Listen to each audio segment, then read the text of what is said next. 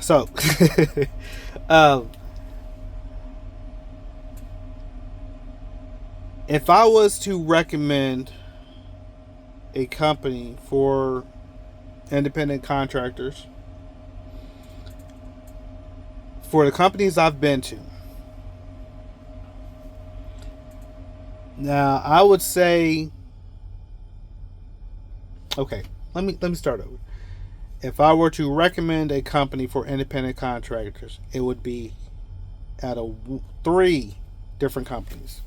That's JB Hunt, Landstar, and Turquoise Trucking. Okay. Now, those are the three options, but I'll work from what I think first and then last, right? So I would say go to Turquoise, which is out of Cedar Rapids, Iowa. If you live in that area, well, preferably if you live in the Midwest or in Iowa, Nebraska, Minnesota, maybe Illinois, right? But everywhere else, no. Um, Landstar, yes. JB Hunt, no. Now here's why. The issue I have with Landstar, even though they're not really a bad company, is the cold calling. When you have to call for your loads to see if they're available, that's the only issue I have with them. And that was the issue. The reason why I left is because it was 3 weeks of cold calling and only being able to secure maybe 3 loads. And usually it was around, because I left in December, and usually I don't work December because I always take that time off for the family and kids. But it got to the point where I just bought this truck and I needed to make as much revenue as I could to get into the year fast, right? But it was that point from November till the end of the year. It's like too many cold calls trying to secure a load. Now it's like I wasn't having it. But I would say go to Landstar because, for one, if you have a breakdown, they will foot you the bill. So your truck is in the shop, and let's say it costs $8,000, right? Your truck is in the shop to get tires. They got the LCAP account. Your truck is in the shop to get DPF situation done. If you don't have the money, they will give you the money to get the work done and get you back on the road. That's the plus to Landstar. Now, they break it down like 10 weekly payments, right? Which isn't bad. Now, here's the thing. This is why I'm using them as a comparison. At JB Hunt, if you have a road breakdown, also the Landstar's insurance, yeah, I like them. Gallagher, because like I said, they foot the money for it, and it breaks down to 10 payments. But JB Hunt, I had a DPF issue, right? And I had the truck towed back to Waco. It was like a 6-hour drive. It cost me $1,900, I think it was. But this is the thing, though. I didn't know. I thought the insurance was going to cover part of the bill. But here's the thing. I didn't find out about this until the week later. So I put the truck in the shop that Friday. Got it out, was it Monday or Tuesday? And that following Friday is when I got my payroll, thinking I was going to have like a $1,300 check. And it was actually a negative check. So I'm sitting like, what the fuck going on? So I called the tow people, right? Cause I was like, hey, how much was that tow bill? And he was like, oh, you gonna have to get with JB Hunt about that, because that's who paid it. I'm saying, well, I'm an independent contractor, and I'm the one that's paying the bill. And he basically sent me a screenshot of the letter, well, the receipt, and come to find out, because what I know, because with that negative settlement, I'm like, what is going on?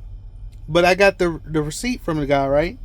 And come to find out, I was like, okay, maybe they just took all the money out to pay my half of the tow bill, because I'm thinking the insurance covered down on, right? Well, no. The bill was that much, and then JB Hunt charged me additional fee for it. So I'm like, hold the fuck up. What the fuck going on, right? So then that following the following Friday, so we're looking at the second Friday, the rest of that money comes out. So now I'm like, oh, okay. So I'm thinking, okay, this is just the rest of it, right? No. The third week is when that memo thing on the what's it called, the deductible came out, and it said like $75. I'm like, well, damn. And they just took it all out. I'm like, you're not even gonna tell me. I had to find out by looking at a negative settlement, right? But of course I called them. It's like they said, oh yeah, it was because of that tow bill. I'm like, oh, okay. So I get it towed to a shop that I'm comfortable getting my truck working on. The people I know that touch my truck, right? And I get no heads up, because I already got to foot a $3,000 bill. So now I got to foot a $1,900 bill through working hard, right? And then I'm like, oh, okay, well, whatever. I got money over, so I could make it stretch, right? But like I said, you don't get that option with JB Hunt. So if your truck get broke down in the shop, you footing the bill. You footing the bill. And then it got me thinking. I was like, if my truck was down in the shop for a whole week, am I still responsible to pay for all the fixed costs? The ELD and all this other stuff. I mean, they'll take some stuff off, right? To where you don't have to pay for it, but guarantee you'll probably have to pay for it the following week.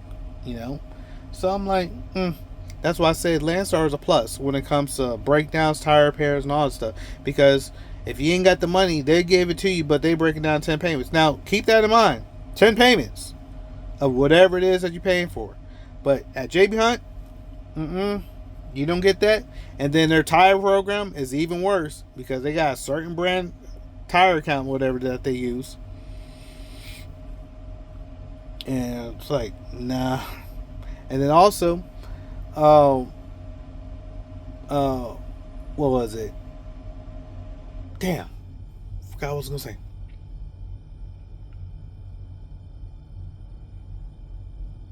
But yeah, I mean that's pretty much it. It's like you get no warning. And this is the thing though, at JB Hunt, if you fall behind, it seems like they do the little things to belittle you. Because this is the thing, right? If I get to the point where I can't make a truck note, then I'll virtually starve myself to catch back up. Now, if I can't pay for the maintenance on the truck, let's say a breakdown, because it's going to cost me $8,000, but I can't even save up $8,000 in a month.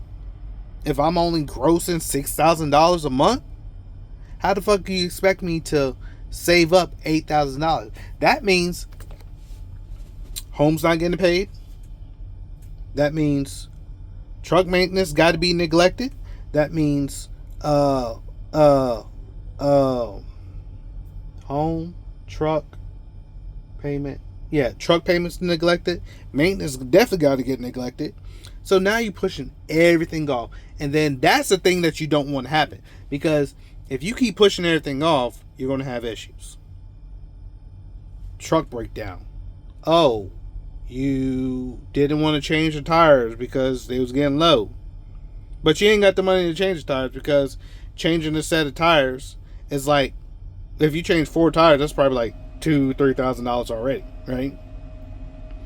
And then brakes, brake chambers. So you're replacing like one thing after the next, one thing after the next. It's like I can't build. Oh, I got a truck payment coming up at the month. It's $1,500. Damn, I only made $4,000 this month. Now I'm left with 4,000? Yeah, so now I'm left with basically like $2,500, if not $3,000, to still find a way to make payroll, still find a way to put money in the maintenance account. And this is what I'm getting at, because I did the math, right? You have 2 different loads. One pays the fuel surcharge and the other one doesn't, right? So if you have a load for $2,000, that means with the fuel surcharge of $300, that means that load is equivalently paying you like $1,100, right? Which means that the load that's paying $2,000 without the fuel surcharge is paying you $1,300. So the load that's not paying a fuel surcharge, if you take that $300 out of the fuel surcharge to pay yourself, that means you're paying $1,000. I mean, you're getting paid $1,000 for that load, right? Which means that JB Hunt effectively pocketed $600, right?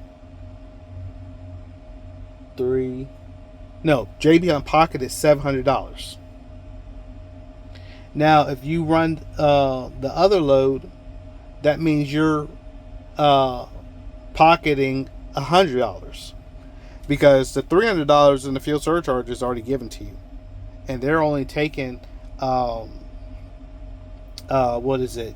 They're only taking 35% of the 75%. I mean 35% of the 170, 1,700, right?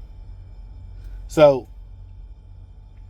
essentially, with the fuel surcharge, you're only giving JB Hunt like, what was it, 4? You're only giving JB Hunt $600 of your money, well, of your revenue, versus the $700 without the fuel surcharge.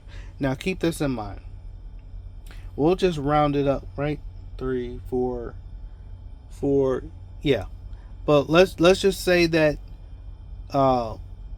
every driver is doing 3 of those loads, right? And they're giving JB Hunt $600 a week, well, per load, and they do 3 loads a week. $600 times 3 is $1,800, right? 6, 12, 18, yeah. And then there's like 800 JB Hunt IC contractors. That means that if each driver does 3 of those loads per week, that means they are giving JB Hunt $1.4 million. Now, keep that in mind, right? $1.4 million is not being given to JB Hunt to cover your fixed costs. That's just based off the load, because, at the end of the day, you are still having to pay the fixed costs from your cut of the 65%. So not only do JB Hunt take out their 35%, you're still paying the little bit, drizzle kind of stuff in the fixed costs, which effectively means that you're getting less than 65% altogether, right? So now you're looking at maybe 55% of the revenue on every load. Now, let's go back to the $1.4 million, right? In regards to maintenance. If you were to break down, why in the hell doesn't JB Hunt give you the opportunity to break those payments down into 10 weekly payments? Think about it. If on average they are bringing in roughly $1.4 million and they can't give drivers a break on maintenance bills because they can't afford it, why is it that drivers have to cut their losses and terminate their contracts with JB Hunt? If anything, that just tells me that JB Hunt doesn't care. But everybody gets pay raises. JB Hunt has 4 other contracts. Well, 4 other divisions. You have the dedicated. You have the final mile. You have the flatbed. And then you have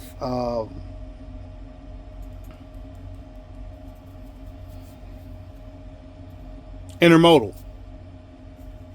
And those are all company positions, right? Which means effectively that most independent contractors are averaging right around company driver pay anyways. I know me personally, I had one load last week, and that is only going to pay me roughly like $862, even though I drove a little over, I would say 1,400 miles. All because this load that I picked up last Thursday, wasn't able to deliver until today, which is Sunday. Now, I'm talking to y'all on video because there's no good paying load today. And I started my clock at 1:10 o'clock this morning. So 1:10 this morning is when I started my clock. And it's already 10. So there's not much I could do at this point. So I'll just go and wait till tomorrow anyways. But I'm actually waiting till noon to get on the load board to see what they got for tomorrow. But that's neither here nor there. But here's the thing, right? When we're looking at the availability of loads and how to keep independent contractors motivated to make money and do everything they need to do to keep their businesses thriving and profitable and being able to pay the home, why isn't JB Hunt adopting better practices? And like I said, it goes back to, helping out the drivers who are essentially the bottom line, right?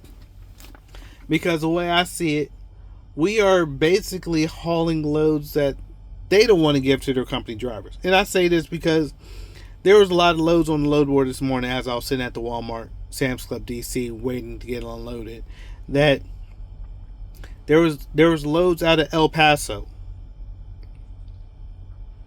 But I've never seen a load go to El Paso.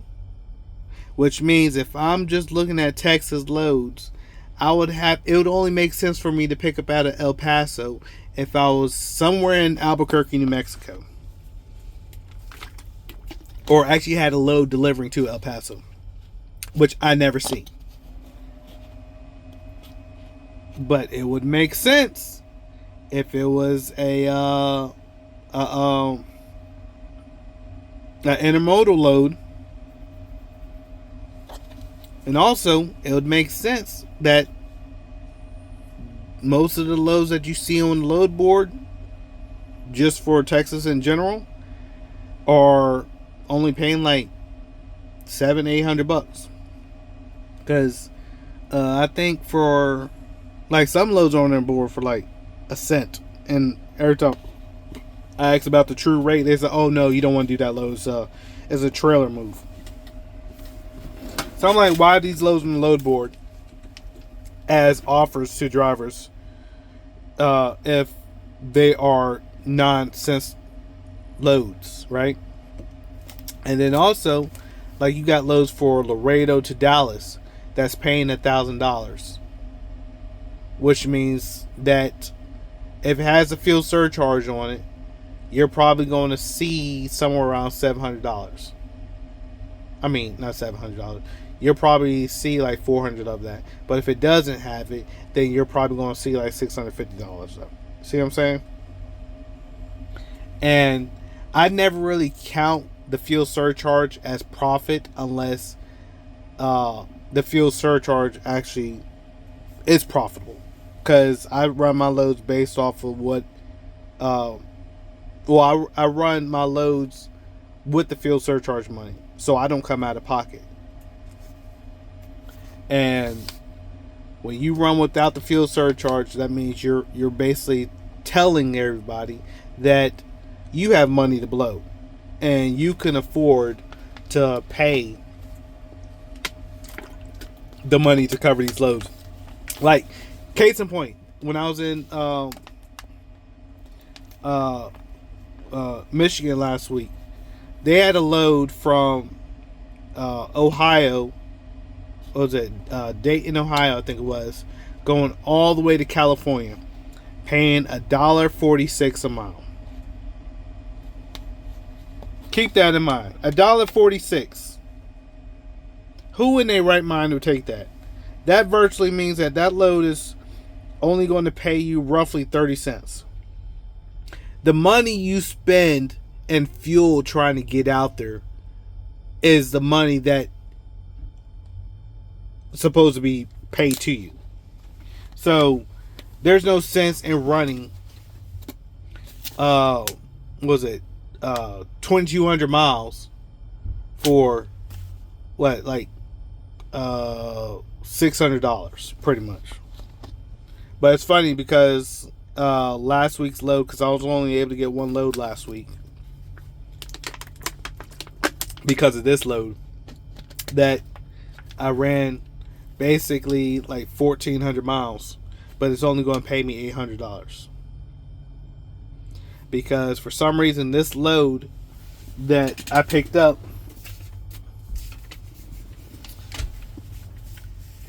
was draining me in fuel. Like, the load was 40,000 pounds, which is somewhat heavy, but you know, it's kind of average for me. But this is my ticket I picked up, right? Notice how it says 29,000 on the drives and 31,900 on the trailer, right? Guess what? I flipped those around because typically you want all the heaviest of the weight on your tractor because you don't want to be pulling weight trying to go up a hill.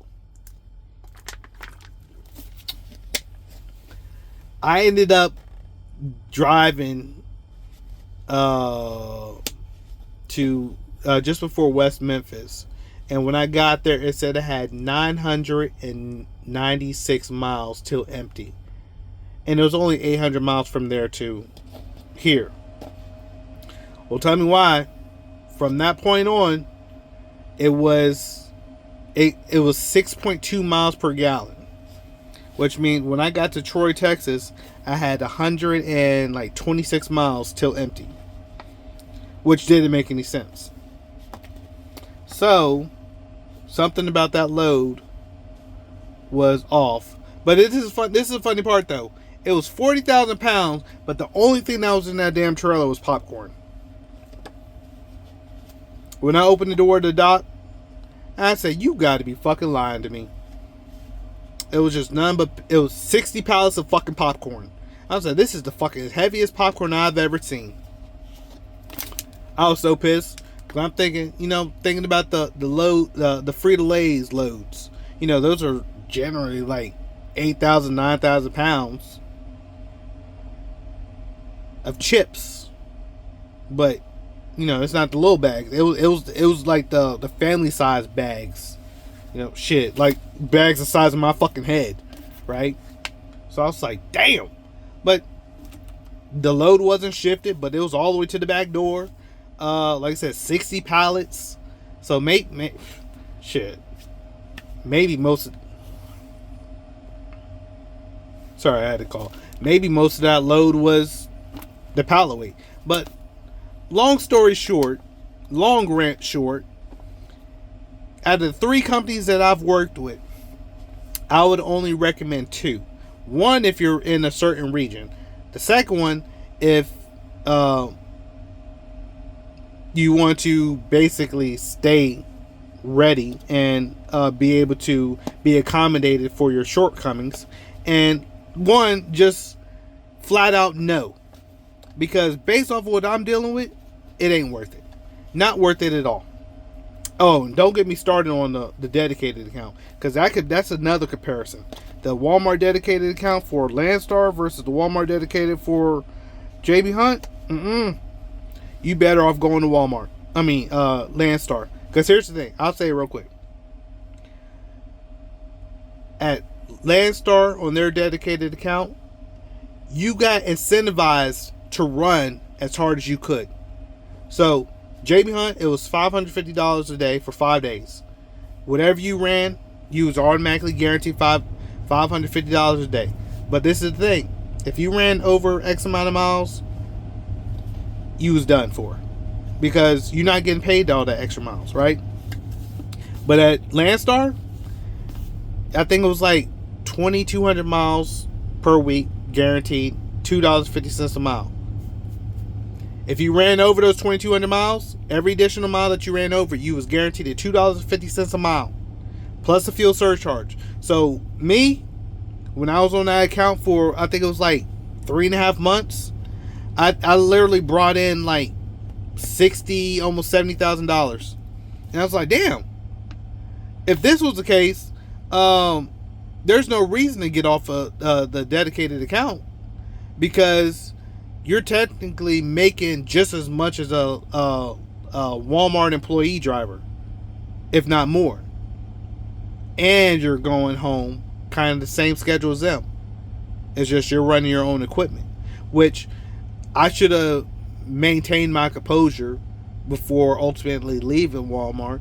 But at the end of the day, it was just one of those things where, if shit don't go right, it's all hell. That's just how I run, right?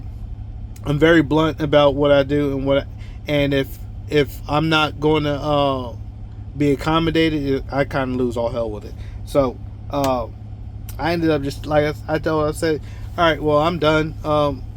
If you want me to take this load and deliver it, so you're gonna have to put it on somebody else. Because here I'll go ranting again. The load that they got me on at Walmart was a load that someone didn't want to take, first of all. Secondly, I told them I was supposed to be going home, and I didn't have enough time on my clock, and they ended up having me run a 3-stop load, which meant that I was not going to be able to do the 3rd stop before going back to the home terminal without having to take a 10-hour break or a 34-hour reset, because I'd have to run off my recaps just to get back to the home terminal, just to sit in the terminal yard for another 34-hour reset or whatever, because they'd like you to start your weeks out with a fresh clock.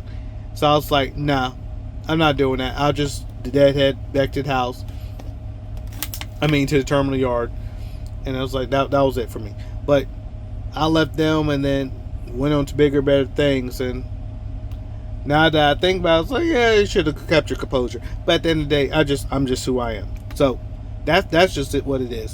So, but yeah, like I said, that's my short little video, 30 minutes of ranting about where to go and where to stay away from. As of right now, Landstar is the best bet for all independent contractor owner operators that's looking for the assistance needed to cover down the maintenance.